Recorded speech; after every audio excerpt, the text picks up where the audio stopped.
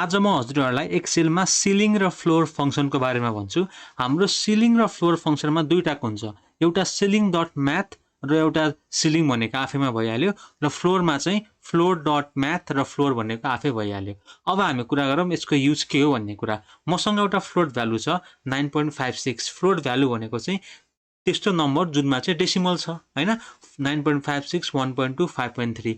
मलाई चाहिँ अब यो 9.56 को नियरेस्ट इन्टिजर नम्बर चाहियो। यो भन्दा अगाडिको नम्बर भनेको के हुन्छ त 10 हुन्छ र फेरि 9.56 को पछाडिको चाहिँ नियरेस्ट इन्टिजर चाहियो भनेको 9 हुन्छ। हो त्यही कुरा चाहिँ हामी एक्सेलमा कसरी लेख्न सक्छौं भन्दाखेरि यो ceiling.math र floor.math ले गर्न सक्छौं। अब 9.56 को अगाडिको नम्बर चाहियो भने म के गर्छु त इक्वल्स टु लेख्छु ceiling.math लेख्छु, त्यो नम्बर सेट गर्छु। अब हाम्रो यो ceiling.math मा तीनटा प्यारामिटर छ, नम्बर, सिग्निफिकेन्स र मोड। यो बिग ब्र्याकेट भित्रको भनेको चाहिँ अप्सनल हो है त। अहिले हामी यो युज नगरौँ, यसलाई मैले क्लोज गरेर इन्टर गरे भने 10 आयो, किन भन्दाखेरि 9.56 को अगाडिको इन्टिजर भनेको 10 हो र 9.56 को पछाडिको इन्टिजर भनेको 9 हुन्छ। त्यो पाउनको लागि चाहिँ हामी floor.math गर्छौं, floor.math नम्बर सिलेक्ट गर्छौं र ब्र्याकेट क्लोज गरेर इन्टर गरे भने 9 आयो। यही कुरालाई मैले फेरि ड्र्याग गरे भने सबैमा यही लागू हुन्छ है त। 7.61 को नियरेस्ट अगाडिको इन्टिजर भनेको के हुन्छ त 8 हुन्छ र 7.61 को नियरेस्ट पछाडिको इन्टिजर भनेको 7 हुन्छ है त। अब हामी कुरा गरौँ सिलिङ र फ्लोरको। अब हाम्रो सिलिङ र फ्लोरमा चाहिँ एउटा सिग्निफिकेन्स भन्ने प्यारामिटर पनि हुँदो रहेछ, तर त्यो चाहिँ अप्सनलमा हुँदैन है त। चेक गरौँ, सिलिङ लेख्छु,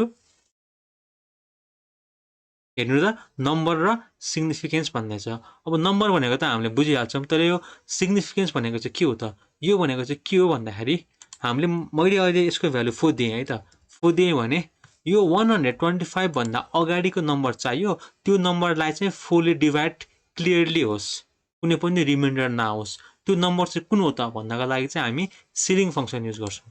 इक्वल्स टु सिलिङ लेख्ने, नम्बर सिलेक्ट गर्ने, कमा, अब हाम्रो सिग्निफिकेन्स के हो त 4, मैले क्लोज गरेँ भने के आयो त 128 आयो, भनेको 125 पछि 128 आउँदो रहेछ, जुन नम्बरलाई चाहिँ 4 ले क्लियरली डिभाइड हुने रहेछ।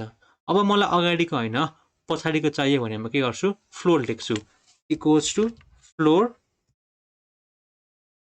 नम्बर भनेको नम्बर सिलेक्ट गर्ने, सिग्निफिकेन्स भनेको अहिले 4 गर्छु म, इन्टर गरे भने 125 आउँछ, भनेको 125 भन्दा पछाडिको नम्बर चाहिँ 124 रहेछ, जुन नम्बरलाई चाहिँ हामीले 4 ले डिभाइड गर्दाखेरि रिमाइन्डर आउँदैन। अब मैले यो 4 को ठाउँमा मानम 3 दिए भने के आउँछ त? अब हेर्नु त 126 आउने रहेछ, भनेको के हो त 125 पछाडिको नम्बर चाहिँ 126 हो, जुन नम्बरलाई चाहिँ 3 ले क्लियरली डिभाइड हुँदो रहेछ। मैले यही कुरालाई ड्र्याग गरे भने हामीले के पाउँछौँ, अब अरु पनि पाउँछौँ है। अब 14 हेर्यौं भने के हो त? अब यो 14 पछाडि 16 भन्ने नम्बर आउँदो रहेछ, जुन नम्बरलाई चाहिँ 4 ले क्लियरली डिभाइड हुन्छ। तर मलाई 14 भन्दा पछाडिको नम्बर चाहियो भने म के गर्छु त फ्लोर युज गर्छु, त्यो नम्बर चाहिँ 12 हो है त।